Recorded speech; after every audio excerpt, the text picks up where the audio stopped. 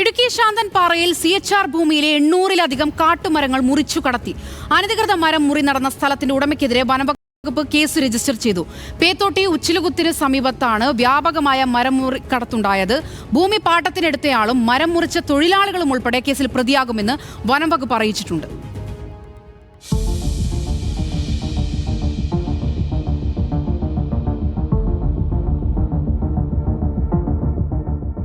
ആലപ്പുഴ സ്വദേശി റജി വർഗീസിന്റെ ഉടമസ്ഥതയിൽ ഉച്ചിലുക്കുത്തിലുള്ള 43 hectare CHR ഭൂമിയിൽ ഉൾപ്പെടുന്ന 40 ഏക്കർ സ്ഥലത്തു നിന്നാണ് മരങ്ങൾ മുറിച്ചു കടത്തിയത്.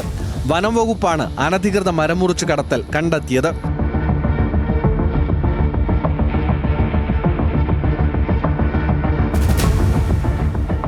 റജി അടിമാലി സ്വദേശിക്ക് പാട്ടത്തിന് നൽകിയതാണ് ഭൂമി.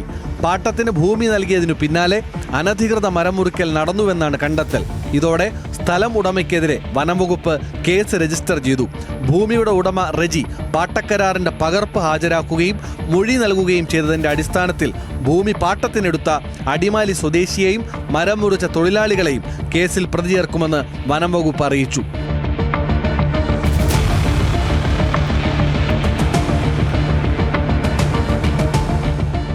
50 മെട്രിക് ടൺ കാട്ടുമരങ്ങളാണ് ഒരാഴ്ച മുമ്പ് വനംവകുപ്പ് പിടിച്ചെടുത്തത്.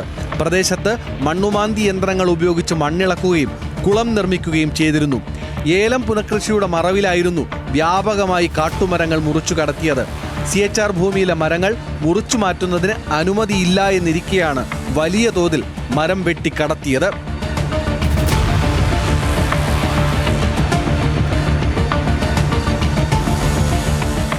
കാർഷിക ആവശ്യങ്ങൾക്കായി മരങ്ങളുടെ ചില്ല വെട്ടി ഒതുക്കാൻ മാത്രമാണ് ഈ പ്രദേശത്ത് അനുവാദമുള്ളത്.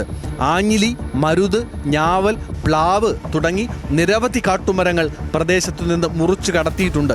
ദിവസങ്ങൾക്ക് മുൻപ് ആനയിറങ്കൽ റവന്യൂ ഭൂമിയിൽ നിന്ന് അനധികൃതമായി മരങ്ങൾ മുറിച്ചു കടത്തിയ വാർത്തയും ന്യൂസ് മലയാളം റിപ്പോർട്ട് ചെയ്തിരുന്നു.